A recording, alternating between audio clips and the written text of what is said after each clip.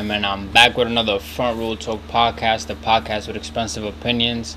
This is episode 68, if I'm not mistaken. Before I start, make sure you subscribe, you like, you comment, you share this video. Make sure you check the description down below so you can check the link for my TikTok and Instagram. Before I get into this video, make sure you tune into last video, episode 67. I talked about the Drake concert. I gave my opinion on a Chicago day, which was day one, and I gave my thoughts on it. Since I'm attending it, it's 4 days away now, so probably most likely for next Friday, I'll definitely be talking about that. Giving my opinion, my thoughts on how the concert went. But let's get straight into this episode. As you can see by the title of this video, I'm going to talk about the Summer League and its top prospects, at least for me, from what I've been seeing. I wouldn't say I've seen all the games, but I've definitely been tuning in here and there, and I've seen a lot of highlights. I've seen, a lot of videos being posted on social media from certain guys, like their stats and how they've been performing. Before I get started, I just want to, Summer League it's probably the first year that I'm really tuning into Summer League. Every other year, I wouldn't really care about it too much. It's probably, just me wanting basketball back as soon as possible just because I'm a big fan. But it's also definitely because there's a lot of great talent. I feel like the guys who just came in the league would definitely be a couple of stars in a couple of years. But for those who don't know, Summer League is not. It's really just for development. It's to get the young guys in, and just get them going. So that way when the actual season starts, they have a bit more experience, or they're not struggling as much. Even though they're gonna have hard times and stuff like that because they're rookies and they're still getting used to the NBA. But it's definitely fun to see like their development. A lot of people only really watch it because of their team. I feel like everybody just tunes into their team. It's like the regular NBA season just for the summer though, and they just probably want to have a look at what they potentially going to be seeing alongside anybody else who's in their team, honestly. Now I just want to give a couple of stats, a couple of facts, even though it doesn't really matter. But right now, the team with the best Summer League record is the Cleveland Cavaliers. They're 4-0. They haven't lost a game. Then is Utah. They're 3-0. Houston is 3-0. Atlanta is 3-1. Brooklyn is 3-1. Oklahoma City is 2-1, and so on. Even though record doesn't really matter, I just wanted to throw that in there just for those who didn't know. And as I'm recording this, the Houston Rockets are facing the Warriors. And I was actually watching it right before I came to record because my favorite team is the Warriors, and there's a couple of young guys that are there that I'm actually interested in their game and stuff. But before I get into the specific players, I want to give my list, or at least before I get to the players on the Warriors, I want to get to the list of the top prospects in my opinion. And this is no order. We got Victor Wemby. That's what I call him, Wemby. He's in the Spurs. The first game he had a bad game the first game, but it's fine because it's like you're not expecting him to be, a LeBron or a KD or a Steph. It's literally his first game, and it's not even his first actual NBA game, so he wasn't as efficient. I felt like he was freestyling.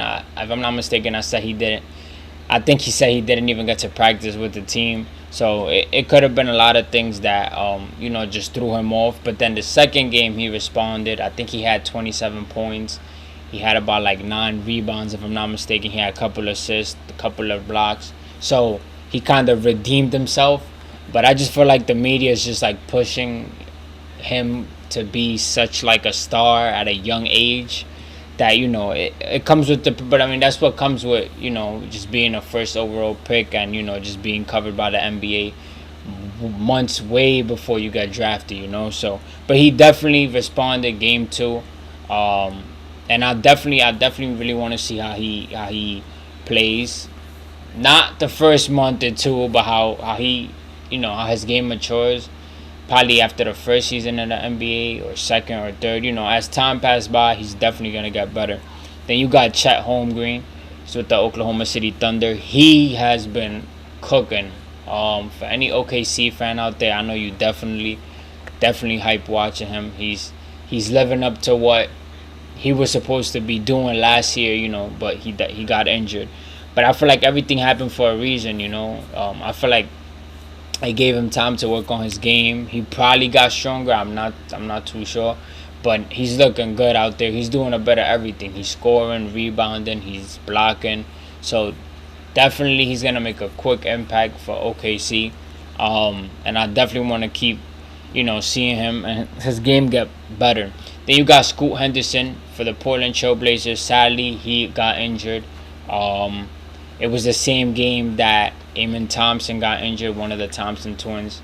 That sucks. Hopefully they'll be able to come back, for the NBA season. So we could see them out there and they could get their time, to just get their game going. Because I feel like getting drafted into the NBA, then getting injured, it could probably be so frustrating because you just want to go out there, show what you got, and just start going. But I mean, everything happened for a reason. Hopefully both of those guys come back strong. Then you got Grady Dick from Toronto Raptors. He had a great game. I think it was yesterday or the day before. He had 22 points. It looked like he could get to the basket. He has a shot. He could dribble. So Toronto, it'll be interesting to see what Toronto do with him and what he does alongside like everybody else there. So we're going to see Anthony Black as well from the Orlando Magic. He's good as well. I've been seeing a couple of highlights. Keegan Murray. Now, it's different with Keegan Murray, though, because Keegan Murray, he's been in the league. He was actually, if I'm not mistaken, was he starting in the playoffs against us? I don't know if he was starting. Correct me if I'm wrong. But he definitely got a lot of playing time. He was definitely like an important role player for the Kings.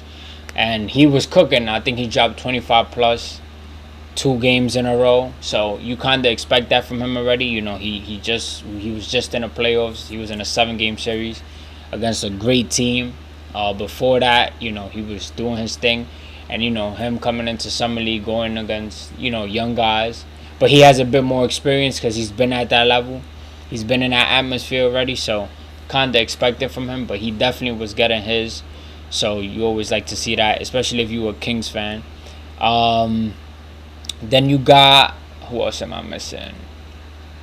Then you got the other Thompson twin, Alsar. I don't know if I'm saying his name right, but he's also somebody you got to look out for. He's going to be alongside Kate Cunningham, Jaden Ivey,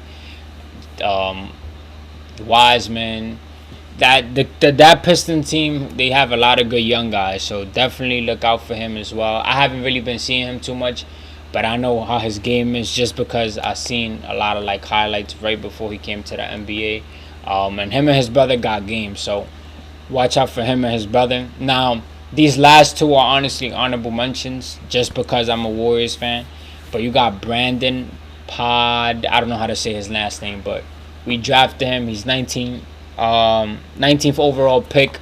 He definitely got a shot. He could shoot, if I'm not mistaken. He had like a 39% three-pointer.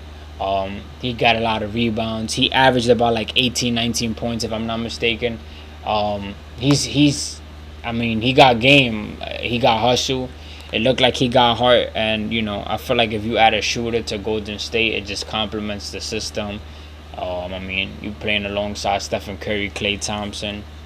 So, it's definitely going to be interesting seeing him, how Chris Paul developed him, how Curry developed him. Brandon is definitely going to be interesting. I want to see him just to see what he adds to the team, because I feel like everybody adds something differently. I want to see what he adds. He might rebound for us more than Chris Paul or any other 2 people, and we might need him for rebounding.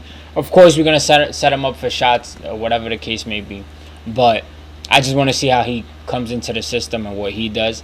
And then you got Tracy Jackson Davis. That's the last person. Definitely want to see what he does. He's also in the Warriors. If I'm not mistaken, he was like 57th pick or something like that. He was a late pick. I think we got him from no, I don't. I think we just drafted him late, but he spent 4 years in college. I think we gave him a deal as well. I think he's a power forward or a center. But from what it looks, he got game. I seen his stats. You could search up his stats if you want to. He's actually playing right now. His debut is today against the Rockets. So definitely just go and see what them guys is about. Like I said, the summer league is about improvement. So don't expect so much out of these guys. Um, and yeah, let me see. I feel like I'm forgetting somebody else. Somebody else the Rockets picked. Oh, Cam Whitmore. That's who I almost forgot. He might be interesting as well. We just gonna have to wait and see. I definitely want to see how these guys, throughout the years, the next 3, 4, 5 years, how they take care of the NBA, what they do for themselves, what they do for their teams. I don't want to talk about rings with these guys just yet because they can't get a team rings. They could, but they're not the main run. Like they're not the main guys too. But I definitely want to see. I mean, which of these guys, who makes the All Star first, um, who averages the most points, who does the most for their team to win. It's always interesting to see what role these young guys fall into, and if they accept that role. Um, Probably any future rivalries, you never know. But yeah, summer league is definitely something that I'm just tuning into because it's really nothing else. I mean, baseball's around, football soon start, but summer league is definitely something that I'm into. Um, if you have a favorite team in the NBA or a player that you're like hyped to see, let me know down in the comment section. I probably mentioned him. I probably didn't. If I didn't, let me know. But yeah, the guys that I mentioned, take a look out for them. They're definitely gonna be, good. Hopefully, they're great. And yeah, we're just gonna see how it goes. That's really it for this episode. Like I said, next week I should be coming on here talking about the concert, seeing how it went. Hopefully, I drop a vlog for it. We're gonna see how it goes. But that's it for this episode. This is episode 68. This is the podcast with expensive opinions. Your boy Salcita is out.